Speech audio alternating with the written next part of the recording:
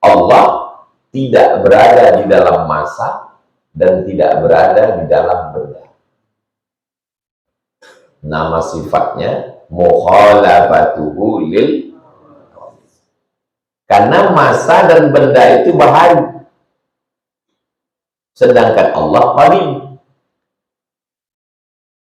Kalau Allah qadim, sebelum ada masa, sebelum ada benda, dia sudah ada. Diciptakannya masa dan benda, lalu masuk dia ke dalam masa dan benda itu, berarti dia berubah.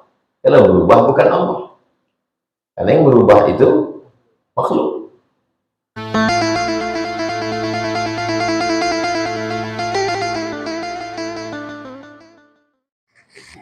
Bismillahirrahmanirrahim. Assalamualaikum warahmatullahi wabarakatuh. Alhamdulillah.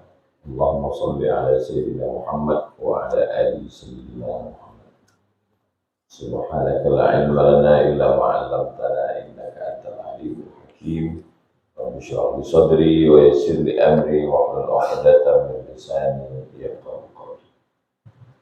Kita lanjutkan membaca kitab Riyadhus Shalihin, babun qala al-musannifu rahimahullah. Imam Muhyiddin Abu Zakaria bin Yahya An-Nawawi berkata, babun bab fit ta'awun, pada ta'awun, tolong menolong, alal birri wa taqwa, dalam perbuatan al-birru dan perbuatan at-taqwa. Ana yu'inu, menolong. Saya menolong seseorang. Yang menolong berapa orang? Satu. Muhammadun yu'inu Ahmada. Muhammad menolong Ahmad. Yang menolong satu. Tapi kalau ta'awana ya ta'awanu ta'awunan. Si A menolong si B, si B menolong si A. Bahasa kitanya saling tolong. Itu beda. Nah, yu'inu dengan ta'awana ya ta'awan. Maka dalam bab ini bukan menolong. Karena kalau menolong, si A aja terus yang menolong si B tak pernah menolong si A. Babun bab fit ta'awun. Si A menolong si B pun menolong si A. Saling tolong-menolong. Kalau dalam ilmu sorf, perubahan satu kata ke kata lain, namanya musyarakah. Musyarakah, saling berkongsi, tolong-menolong. Dalam hal apa? Alal birri wat taqwa.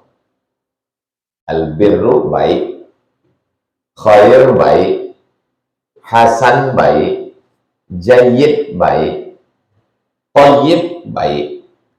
Tapi yang paling tinggi puncak kebaikan al-birru. Makanya untuk orang tua itu selalu dipakai birrul walidain. Karena puncak kebaikan kita kepada manusia ini bukan pada istri, bukan pada suami, bukan pada kawan. Setelah Allah, langsung orang tua. Wa qadha rabbuka alla ta'budu illa iyyah wa bil walidaini ihsana. Maka disebut dia dengan birrul walidain. Wa taqwa, dan kepada takwa. Kata Imam Al-Qurtubi, al-birru huwa taqwa, wa taqwa huwa al-birru. Birru itulah takwa, takwa itulah birru. Bagi yang mengatakan bahwa al-birru dan takwa itu muradif, sinonim. Tapi bagi yang mengatakan ada perbedaan, al-birru masuk di dalamnya al-wajib wal mandub. Yang wajib dan yang sifatnya dianjurkan. Sholat wajib. Puasa sunnah anjuran. Siapa yang sanggup, siapa yang tak sanggup tak apa-apa. Al-birru. Tapi kalau takwa, maka dia riayatul wujub. Hanya yang wajib-wajib saja. Jadi kalau ada orang bertanya, apa beda al-birru dengan at-taqwa? Pendapat pertama mengatakan birru itu takwa, takwa itu birru, sinonim, muradif. Pendapat yang kedua mengatakan al-birru di dalamnya ada yang bersifat wajib, ada yang bersifat anjuran. Sedangkan at-taqwa riayatul wujud, yang wajib-wajib saja. Birru sudah jelas, semua kebaikan dan puncak kebaikan adalah al-birru. Sedangkan takwa, takut. Takwa itu begini. Saya takut kena hujan, maka saya sedia payung. Itu takwa. Saya takut nanti kedinginan, maka saya sedia jaket. Itu takwa. Saya takut terluka, maka saya pakai sarung tangan. Itu takwa. Takut terhadap sesuatu, lalu melakukan sesuatu. Itu takwa. Saya takut razia, maka saya bawa SIM, STNK, PPKB, semuanya juga. Itu takwa. Jadi kalau ada orang takut kau kepada Allah, iya. Saya takut kepada Allah, maka saya sholat, maka saya puasa. Jadi kalau ada orang bilang, saya takut kepada Allah. Tapi kalau kau tak sembahyang, saya serahkan semuanya kepada Allah. Itu bukan takwa. Takwa itu adalah takut terhadap sesuatu, lalu melakukan sesuatu untuk langkah antisipasi. Itu yang takwa. Jelas? Babun fit ta'awun 'alal birri wa taqwa. Jadi kalau mengajar, jelaskan per satu-satu. Babun fit ta'awun 'alal birri wa taqwa. Jangan umum aja. Itu beda pengajian umum takbir akbar sama mengaji. Kita subuhnya ngaji. Berikutnya sebagaimana manhaj. Manhaj itu metode. Metode Imam Nawawi setelah menyebutkan judul, masuk ayat, habis ayat, masuk hadis, penjelasan. Sekarang ayat. Allah Ta'ala, Allah berfirman. A'udzubillahi minasyaitonir rajim. Sebelum baca ayat, baca ta'awuz. Di pertama aja, yang kedua, ketiga tidak lagi. A'udzubillahi minasyaitonir rajim. Wa ta'awanu 'alal birri wat taqwa.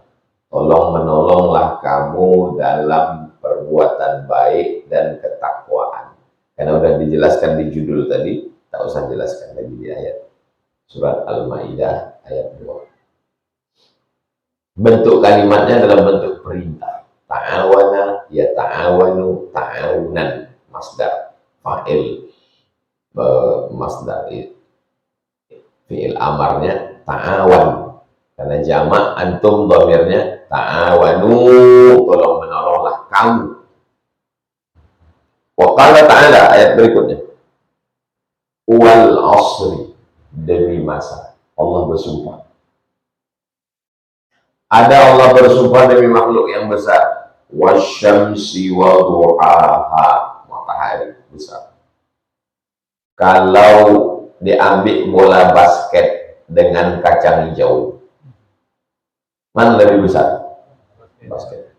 Matahari itu bola basket, kacang hijau itu bumi. Begitulah lebih kurang perbandingan besar skala. Jadi kalau bumi yang sebesar ini cuma sebesar kacang hijau, lalu kita ini sebesar apa? Saking tak ada apa-apanya. Jadi Allah bersumpah demi makhluk yang besar-besar. Allah bersumpah demi bumi. Wal ardi wa ma tahaha. Allah bersumpah demi bintang. Wan najmi idza hawa. Allah bersumpah demi bulan. Wal qamari idza talaha. Tapi Allah bersumpah demi makhluk yang tidak dalam bentuk benda. Matahari, bulan, bintang, benda. Tapi ada makhluk wal asri, demi masa, waktu. Jadi Allah menciptakan dua. Yang pertama masa, yang kedua benda. Dan kita terjebak di dalam dua ciptaan Allah, terjebak dalam masa dan benda. Sekarang kita berada dalam masa. Masa kita sekarang jam 6:41. Ini masa. Dan kita berada dalam benda, berada di dalam musola. Allah tidak berada di dalam masa dan tidak berada di dalam benda. Nama sifatnya mukhalafatuhu lil, karena masa dan benda itu bahayu, sedangkan Allah qadim. Kalau Allah qadim, sebelum ada masa, sebelum ada benda, dia sudah ada. Diciptakannya masa dan benda, lalu masuk dia ke dalam masa dan benda itu, berarti dia berubah. Kalau berubah bukan Allah, karena yang berubah itu makhluk. Masuk sifat tauhid, masuk kajian tauhid. Jadi Allah tidak terjerat, terbatasi oleh masa dan tempat. Allah mawujud bila makan, itu Ahlussunnah wal Jamaah. Allah ada tanpa tempat, Allah tak bertempat. Wal asri, demi masa. Masa itu apa? Waktu. Allah bersumpah demi masa. Pertama, awal masa adalah fajar. Fajar ada dua, fajar shadiq, fajar kadhib. Wal fajr, Allah bersumpah demi masa. Maksudnya azan subuh. Azan subuh itu fajar shadiq. Yang kedua, subuh. Was-subhi idza tanaffas. Yang ketiga, masuk waktu pagi, wadduha. Yang keempat, masuk waktu siang, wan nahari idza tajalla. Yang kelima, masuk waktu petang, wal asri. Yang keenam, masuk waktu malam, dua kali bersumpah. Wal laili idza yaghsha, wal laili idza saja. Kenapa Allah bersumpah demi waktu banyak? Karena waktu adalah nikmat yang paling besar. Dan waktu yang pertama nanti ditanya Allah di akhirat, nikmat waktu, bukan nikmat benda. Mana dalilnya? Inna awwala ma yuha la tazulu qadama abdin, tidak bergerak kaki anak Adam hatta yus'al, sampai dia disoal, sampai dia ditanya. Pertanyaan yang pertama, an umrihi fima afna, umur kemana kau habiskan. Dan umur adalah waktu. Alhamdulillah kita bisa mengisi waktu. Jangan sampai waktu kosong, tidak diisi apa-apa. Kalau dipilih antara ngobrol dengan tidur, mana lebih baik? Tengok dulu ngobrolnya apa. Jangan mau dijebak orang. Ustaz, mana lebih baik? Berjilbab tapi pacaran, atau tak berjilbab tapi tak pacaran? Jangan jawab, karena dua-duanya tak baik. Kenapa? Apa pula hak engkau menjebak aku? Jadi jangan kita mau dijebak orang. Yang berjilbab pacaran tak baik, yang tak berjilbab tak pacaran pun tak baik. Yang baik itu berjilbab, tidak pacaran. Kenapa pula kita, apa hak dia membuat dua kotak lalu dimasukkannya kita ke dalam salah satu kotak? Jangan mau kita dimasukkan dalam kotak. Wal asri, demi masa. Orang Barat menyebut time is money. Waktu adalah uang. Karena bagi mereka, waktu ini dibayar pakai duit. 1 jam berapa dolar? Sedangkan kita, waktu adalah tanggung jawab di hadapan Allah Subhanahu wa taala. La tus'alunna yauma idzin 'anil na'im. Kamu semua akan disoal, akan ditanya tentang nikmat. Semua nikmat nanti akan ditanya di hadapan Allah Subhanahu wa taala. Wal 'asr. Innal insana, sesungguhnya inna, huruf taukid namanya, penekanan makna. Besok kau datang, ana hadirun. Ditanya orang yang kedua kali, besok kau datang, inni hadirun. Harus mulai serius. Huruf taukid. Tanya ketiga kali, besok kau datang, wallahi inni lahadirun insyaallah. Itu namanya huruf taukid. Taukid artinya penekanan makna. Inna, sesungguhnya, al-insana, insan di sini maksudnya manusia. La fi khusrin. La itu kalau panjang artinya tidak. Kalau pendek, huruf taukid artinya sungguh, pasti. Innal insana la fi khusrin. Sesungguhnya manusia tidak rugi. Tapi kalau lapnya pendek, innal insana lafi khusr. Sesungguhnya manusia sungguh sangat rugi. Itu makanya banyak orang baca Quran dilaknat karena salah. Robbatalil Quran wal Quran yal'an. Berapa banyak orang baca Quran dilaknat karena salah. Maka betulkan bacaan. Innal insana lafi khusr.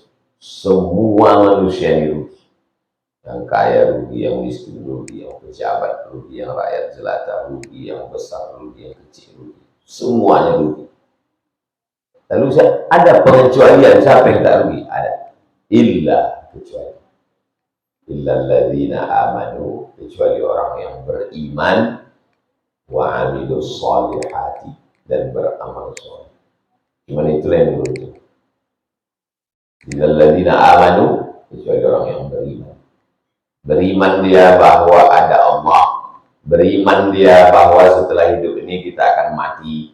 Beriman dia bahwa semua yang kita punya ini adalah diminta tanggung jawab nanti di hadapan Allah. Inna sam'a, pendengaran, wal basar, penglihatan, wal fuad, hati dan pikiran, kullu ulaika kana anhu mas'ula, akan disoal, akan ditanya, akan diminta tanggung jawab di hadapan Allah Subhanahu wa taala. Innal ladzina amanu, kecuali orang yang percaya, dan setelah dia percaya, wa amilus sholihati. Percaya tidak ada maknanya kalau tidak dibarengi dengan action, amal. Percaya kau nanti hujan, percaya. Apa bukti kau percaya? Kusiapkan mantel. Percaya nanti ada gempa bumi, na'udzubillah, percaya. Apa kata Anda percaya? Kupakai arsitek yang menggunakan sistem pasak. Jadi tidak dibuat sistem pasak, sehingga terjadi gempa, dia tak langsung tumbang, tapi pasak. Makanya orang dulu itu membuat rumah pakai pasak, tidak pakai beton. Karena kalau beton, begitu terjadi gempa, hancur. Tapi kalau rumah itu pakai pasak, pas terjadi gempa, dia pasaknya itu pakai telapak. Makanya rumah-rumah orang zaman dulu kokoh-kokoh. Setelah percaya, ada efek dari percaya. Kata dokter, jangan kena hujan, jangan minum dingin-dingin, karena terjadi perubahan cuaca, nanti akan flu dan batuk. Percaya dia. Lalu setelah itu dia pun mengantisipasi. Antisipasinya itu amilus sholihati. Setiap disebut kata iman, pasti disandingkan dengan amal soleh. Illalladzina amanu wa amilus sholihati. Sholihatinya dalam bentuk jamak. Sholihat, jamak muannas. Kenapa? Karena perbuatan baik itu banyak. Jangan membatasi perbuatan baik hanya pada satu. Orang yang membatasi perbuatan baik pada satu, kecewa. Dibuatnya perbuatan baik hanya haji. Ketika tak berangkat haji, kecewa. Perbuatan baik banyak. Makanya pintu surga itu ada yang masuk dari pintu babur rayyan, banyak puasa. Tak sanggup puasa, bagus sholat. Tak banyak puasa sunat, bagus sodaqah, banyak sodaqah. Tak sanggup banyak sodaqah, babul kauzimin al-ghaiz, pintu menahan amarah. Yang paling tak ada modalnya menahan amarah. Tapi kalau bisa semua, sholatnya mantap, sedekahnya hebat, puasa sunat banyak, orangnya pula sabar menahan amarah. Semua pintu bisa masuk. Siapa dia? Abu Bakar Siddiq. Abu Bakar Siddiq masuk dari pintu mana yang dia suka. Sudahlah tak sembahyang, tak puasa, tak bersedekah, mengamuk-ngamuk pula. Pintu yang mana lagi yang mau kita masuk? Man bana masjidan, siapa yang bangun masjid, banallahu mithlahu baitan fil jannah, dibangunkan Allah satu tempat di surga. Siapa yang bangun masjid, dibangunkan satu tempat di surga. Macam mana lah kami yang miskin tak ada duit? Ada pintu lain. Man shalla isnatai asyrata raka'ah. Siapa yang sholat 12 rakaat. Bunyalahu bihinna baitun fil jannah. Dibangunkan untuknya satu tempat di surga. Artinya apa? Sanggup dari pintu wakaf, masuk dari pintu wakaf. Tak sanggup dari pintu wakaf, masuk dari pintu sholat berjamaah. Sodaqah, duit. Tak sanggup sedekah duit, tabassumika fi wajhi akhika sedekah. Senyummu ke wajah saudaramu sedekah. Makanya dibuat wa amilus shalihat, jamak. Jangan membatasi perbuatan baik pada satu. Karena perbuatan baik banyak buat baik. Semua manusia rugi. Yang untung satu, illal ladzina amanu. Kedua, wa amilus sholihati. Ketiga, wa tawasaw bil haq. Orangnya tidak egois. Yang penting aku sudah beriman, yang penting aku sudah sholat, cukup. Enggak, dalam Islam tidak. Wa tawasaw bil haq. Menasehati orang lain, mengajak. Tawasaw itu dari kata wasiat. Dari kata tawasaw itulah tausiah. Saling menasehati, saling mewasiatkan, saling mengajak. Wa tawasaw bil haq. Saling menasehati dalam hak, dalam perbuatan hak, kebenaran, kebaikan. Wa tawasaw bil haq. Wa tawasaw bis sabr. Saling. Wa wassa Ibrahimu bani. Wassa. Ibrahim memberikan wasiat kepada anak-anaknya. Yang memberi wasiat berapa orang? Tapi kalau tawasaw, saling memberi wasiat. Saya memberi wasiat ke antum, dan antum memberi wasiat ke saya. Maka bunyinya watawasaw, saling. Ketika orang yang kena musibah, kita mengatakan watawasaw bis sabr, sabar ya, sabar. Ini ujian dari Allah. Tapi ketika kita yang kena, orang lain pula yang mengasihi kita. Itu namanya watawasaw. Bukan kita aja yang memberi, tapi orang lain juga. Wal asr, demi masa. Innal insana lafi khusr. Semua manusia itu illal ladzina amanu, kecuali orang yang beriman, wa amilus shalihati, beramal saleh, wa tawasaw bil haq, wa tawasaw bis sabr. Ayat ini selalu dibaca setelah majelis. Subhanakallahumma wa bihamdika asyhadu an la ilaha illa anta astaghfiruka wa atubu ilaik. Wal 'asri innal insana lafi khusr. Ayat ini selalu dibaca khutbah kedua. Kenapa? Karena setelah bubar sholat Jumat, orang melewati waktu kosong. saling menasihati. Karena setelah habis majelis saling menasihati. Qala al-Imam Syafi'i, Imam Syafi'i berkata, rahimahullah, ulama yang sudah meninggal maka jangan lupa menyebutkan rahimahullah. Kalau masih hidup, hafizahullah. Kalaman makna, Imam Syafi'i mengucapkan kalam yang maknanya, artinya kalimat ini tidak diriwayatkan secara tekstual.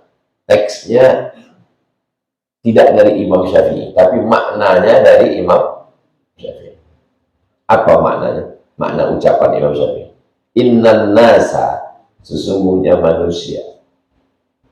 Au aktsarahu, sebagian besar, mayoritas manusia, kebanyakan manusia. Fi ghaflatin, lalai. An tadabburi hadhihi surah. Lalai, tak mampu memahami makna surat ini. Surat mana? Surat Wal-Asr. Walau lam yunzilillahu ghaira hadhihi surati lakafatin nas. Seandainya Allah tidak menurunkan surat lain, tak ada surat Al-Baqarah, tak ada surat Al-Imran, tak ada surat An-Nisa, tak ada surat Al-Maidah, tak ada surat Al-An'am. Lau lam yunzilillahu ghaira hadhihi surah. Seandainya Allah tidak menurunkan surat lain, yang turun cuma surat Al-Asr ini saja, satu surat ini yang turun, lakafatin nas. Saking kan hebatnya surat Al-Asr ini. Seandainya Allah tidak menurunkan 113 surat lain, yang turunkan cuma satu surat ini saja. Nanti kalau ada ustaz berceramah, surat Al-Asri surat yang paling hebat. Seandainya Allah menurunkan hanya surat Al-Asri saja, tidak menurunkan surat yang lain, cukuplah itu. Antum ingat, itu ucapan Imam Syafi'i, diriwayatkan oleh Imam Nawawi dalam Riyadhus Shalihin. Kalau bisa, kalau kita mengucapkan sesuatu, sebutkan referensinya untuk mendidik jamaah ini supaya mengomong itu ada dasar. Menurut Imam Syafi'i yang diriwayatkan oleh Imam Nawawi dalam Riyadhus Shalihin, seandainya manusia ini diberikan satu surat Al-Asri tanpa ada surat yang lain, cukup. Saking hebatnya makna Al-Asr. Pribadinya ada, jamaahnya ada. Illal ladzina amanu wa amilus sholihati wa tawassaw bil haqqi wa tawassaw bis shabr. Sekarang masuk ke hadis 177 kalau dihitung dari awal. Wa an Abi Abdurrahman, kunyahnya Abu Abdurrahman. Nama dia Zaid bin Khalid Al-Juhani. Al-Juhani radhiyallahu anhu. Adab menyebut sahabat Nabi radhiyallahu anhu, karena Allah menyebut mereka radhiyallahu anhum wa radu'an. Allah meridhai mereka. Qala, dia berkata, qala Rasulullah sallallahu alaihi wasallam, Rasulullah sallallahu alaihi wasallam bersabda, man jahaza, siapa yang menyiapkan. Jahaza, menyiapkan.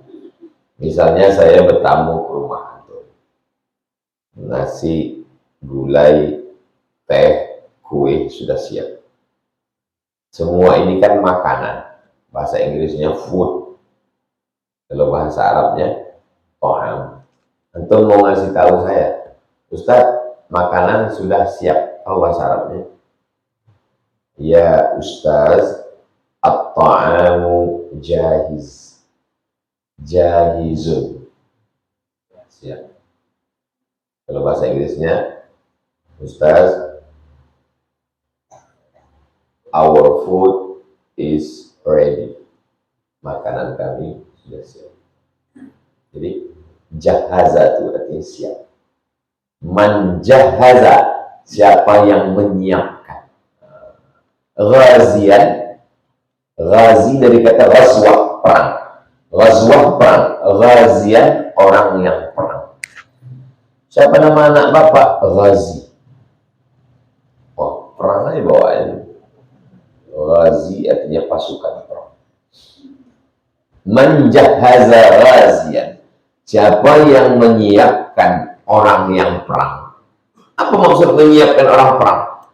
Kalau perang itu kudanya siap, baju besi supaya panah tak kena jantung siap, helm besi supaya kepala tak kena pedang tombak siap. Baju besi sama helm besi wajib, karena kepala dengan jantung vital. Tombak, pedang, pisau, makanan, kemah. Jadi kalau ada orang perang, aku siap perang, mati syahid. Kuda ada? Belum ada lagi. Baju besi, kita serahkan aja pada Allah. Itu bunuh diri namanya. Maka mesti disiapkan. Itulah dia maksudnya manjahaza. Saya tak ikut perang, lalu saya siapkan pasukan perang. Saya didik dia bisa bertangkas pedang, bisa bersilat, baju besi, kasih kuda. Manjahaza ghaziyan fi sabilillah. Nah, ini dulu. Karena ada juga orang menyiapkan pasukan perang bukan fi sabilillah, tapi fi sabilis syaitan. Perang di jalan setan. Karena mau menghancurkan orang, mau membinasakan orang. Bukan, tak masuk. Siapa yang menyiapkan pasukan perang fi sabilillah, menolong agama Allah, faqad ghaza, maka sungguh dia sudah ikut perang. Dia tak ikut perang, tapi dia menyiapkan pasukan perang, maka dia sungguh sudah ikut perang. Itu maka masuknya namanya babnya bab ta'awun, tolong menolong. Yang satu, tak ada istrinya, tak ada anaknya, anak muda, emaknya udah meninggal, ayahnya sudah belum menikah, belum ada anak, tenaganya kuat, siap perang. Yang satu ini ada anaknya, ada istrinya, kata dia, aku tak ikut perang, kau yang pergi, tapi kau kubelikan kuda, kubelikan tombak, kubelikan panah. Siapa yang dapat pahala perang? Dua-duanya dapat. Yang satu karena pergi, yang satu karena menyiapkan. Man jahaza ghaziyan faqad ghaza. Saya tak sanggup pergi ke Mesir karena saya sudah tua. Berangkat pun saya ke Mesir, tak dapat saya membaca kitab itu. Kau anak muda, tamat pondok, ini kusediakan duit ongkos. Berangkatlah ke Kairo. Ini untuk biaya selama 4 tahun. Ini nanti ongkos balik. Ini ada tanah 2 hektar. Sementara kau berangkat, ku bangunkan kelas-kelasnya. Ini ada pula satu anak gadisku, nikah kau nanti. Bapak ini tidak ustaz, tidak alim, tapi dapat pahala seperti pahala ulama. Itulah mengapa orang-orang dulu, kalau orang balik dari pondok, disambut, diangkat menantu. Orang zaman sekarang takut menikahkan anak sama orang sekolah agama, takut tak makan. Akhirnya dinikahkanlah anak sama orang yang tak jelas. Jadi hantu anak cucu. Man jahaza ghaziyan fi sabilillah faqad ghaza. Wa man khalafa ghaziyan. Siapa yang khalafah tinggal.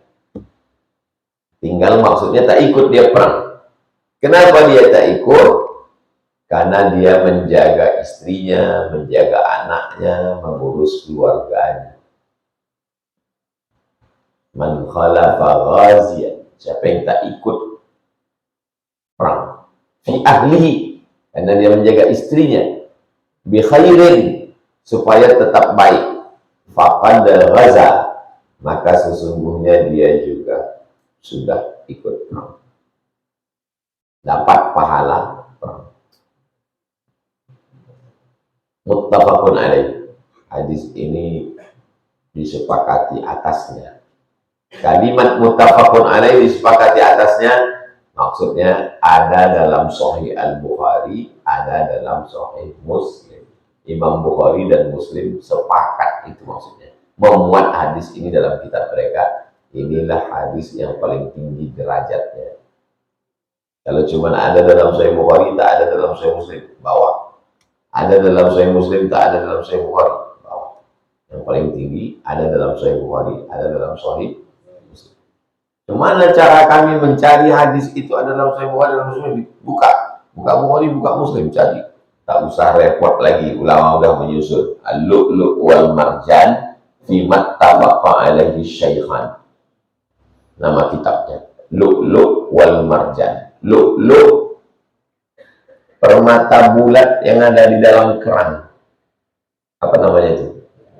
Mutiara. Bahasa Arabnya lu'lu'. Siapa nama anak ibu? Lulu. Jadi kata lu'lu'. Dibuang hamzah. Lulu. Wal marjan. Marjan batu di dalam laut, warnanya oranye. Batu permata digosok jadi cincin, namanya batu marjan. Bukan sirup. Lahir anak dua, anak pertama perempuan, Lulu. Lahir anak kedua laki-laki, Marjan. Diambil dari ayat yakhruju minhumal lu'lu' wal marjan fa bi ayyi ala'i rabbikuma tukadziban. Lu'lu' wal marjan fi mattabaqa alaihi syaikhan. Lu'lu' wal marjan, batu permata, dua kitab, maksudnya Sahih Bukhari dan Sahih Muslim, yang disepakati ulama isinya. Maksudnya disepakati Imam Bukhari dan Imam Muslim. Terbeli buku itu bagus. Mana tahu mengajar hadis, kitab Lu'lu' wal Marjan. Nama yang menyusun Muhammad Fuad Abdul Baqi, orang Mesir.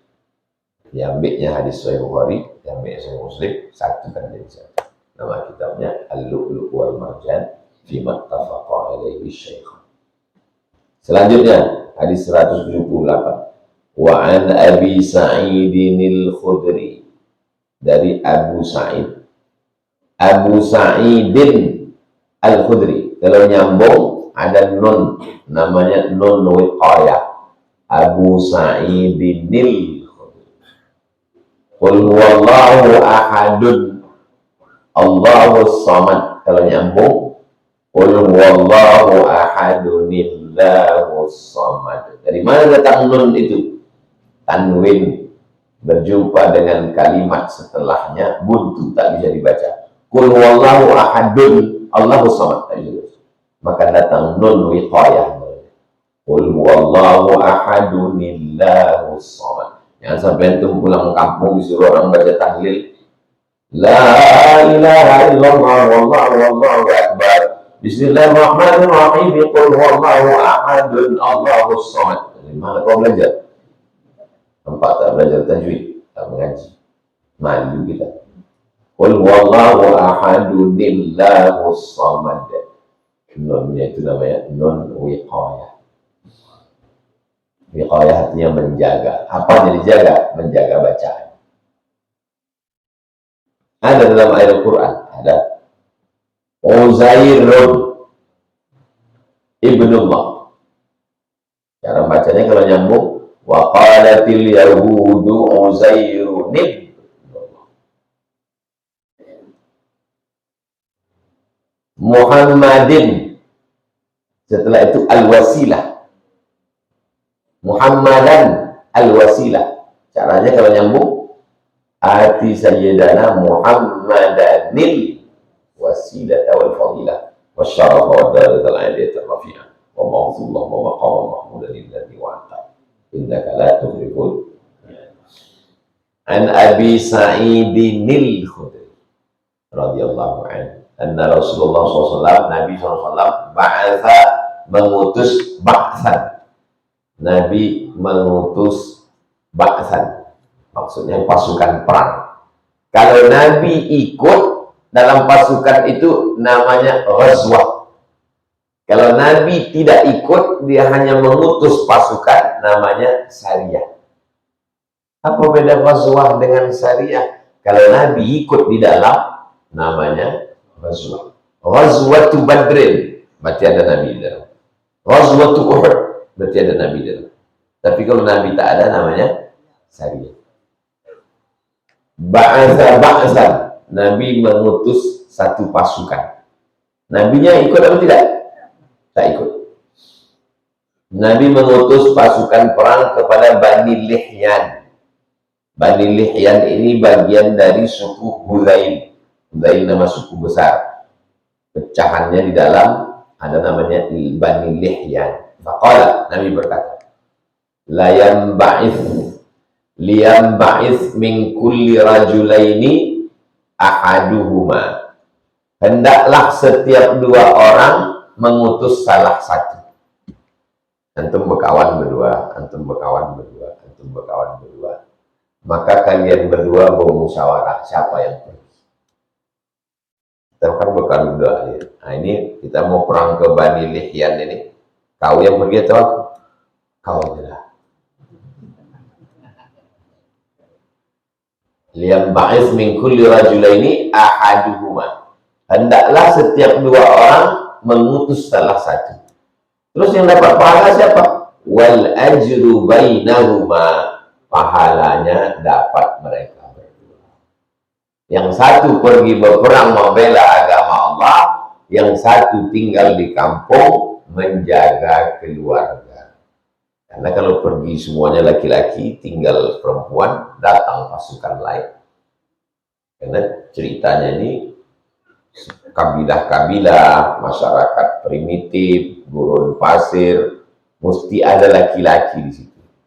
Makanya setiap kampung tak boleh semuanya pergi. Kalau pergi musafir, tak boleh perempuan semua, mesti ada laki-laki. Yang disebut dengan mahram. Karena situasi tidak aman. Naik onta, 8 hari 8 malam, jumpa perampok di tengah jalan. Zaman sekarang aman.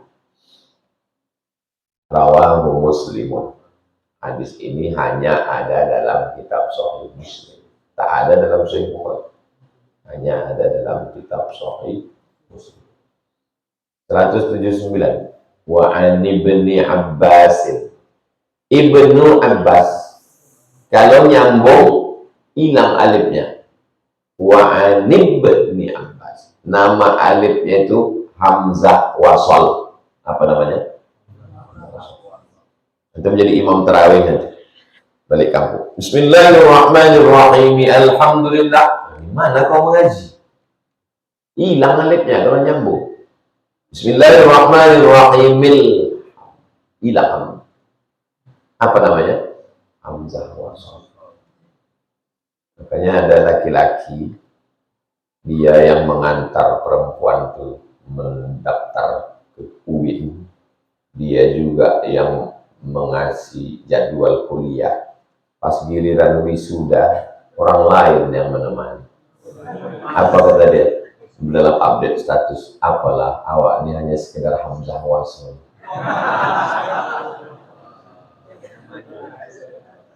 Pas di komen, semuanya bertanya, siapa Hamzah Wasal? Siapa Hamzah Wasal? Bonga. Tahu dia. Hamzah Wasal itu kalau nyambung hilang dia tak dipandang. Paham? Hamzah Wasal. Wasal itu nyambung. Kalau nyambung hilang dia. Ibnu Abbas. Kalau nyambung wa ibni Abbas radhiyallahu anhuma. Kenapa huma? Karena bapak dan anaknya sama-sama sahabat Nabi. Nama anaknya Abdullah, nama ayahnya Abbas. Abbas itu adik-beradik dengan Abdullah. Abdullah punya anak namanya Muhammad sallallahu alaihi wasallam. Pertanyaannya, apakah hubungan Abdullah bin Abbas dengan Nabi Muhammad?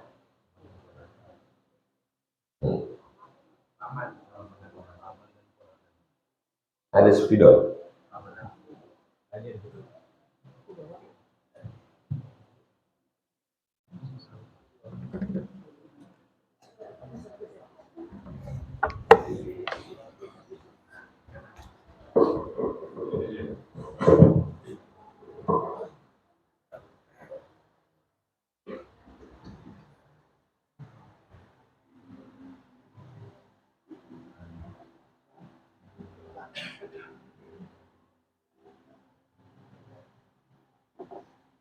Abbas punya anak namanya Abdullah. Abdullah punya anak namanya Muhammad. Abdullah dengan Abbas nih sama-sama anak Abdul Muttalib. Apa hubungan antara Muhammad dengan Abdullah?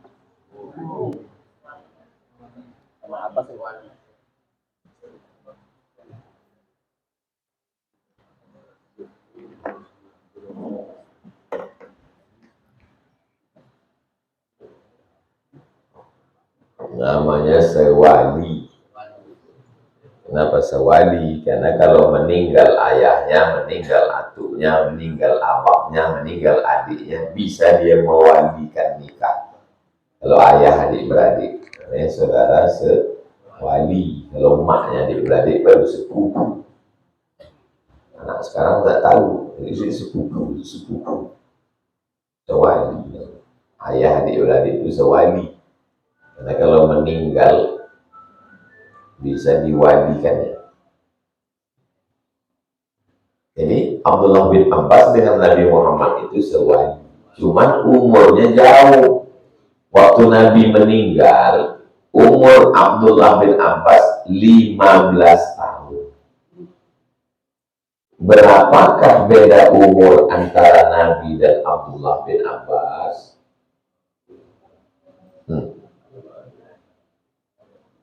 Mana cara hitungnya?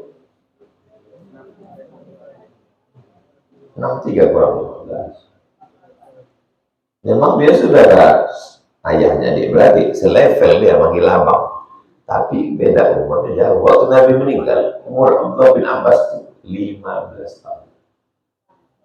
Dia inilah yang didoakan Nabi, Allahumma faqihhu fiddin wa 'allimhu ta'wil. Dalamkan ilmu agamanya, ajarkan dia takwil. Takwil memahami ayat Al-Quran. Induknya para penafsir Al-Quran, Allah Abbas. Anna Rasulullah sallallahu alaihi wasallam, bahwa Nabi Muhammad sallallahu alaihi wasallam laqiya rakban. Nabi berjumpa dengan orang-orang pemilik penunggang unta. Birrauha, di satu tempat namanya Rauha di kota Madinah, antara Madinah dan Badar. Perang itu namanya perang Badar karena lokasinya namanya Badar. 150 km dari Madinah ada satu tempat namanya Badar. Saya sampai ke situ menengok makam syuhada Badar. Di antara Madinah dan Badar ini ada satu tempat namanya Rauha. Lalu Nabi berkata, "Manil qaum?" Siapa mereka ini? Ada pemilik onta di Rauha. Nabi bertanya, "Manil qaum?" Siapa ini? Qalu, mereka menjawab, "Al-muslimun." Orang muslim. Qalu, mereka bertanya, "Man anta?" Kau siapa? Nabi menjawab, Rasulullah sallallahu alaihi wasallam. Farafa'at ilaihi mra'atun sabiyyah. Datang perempuan mengangkat anak kecil. Imra'atun, perempuan, sabiyyah mengangkat anak kecil, diangkatnya anaknya. Faqalat, dia berkata, "Ali hadza hajjun?"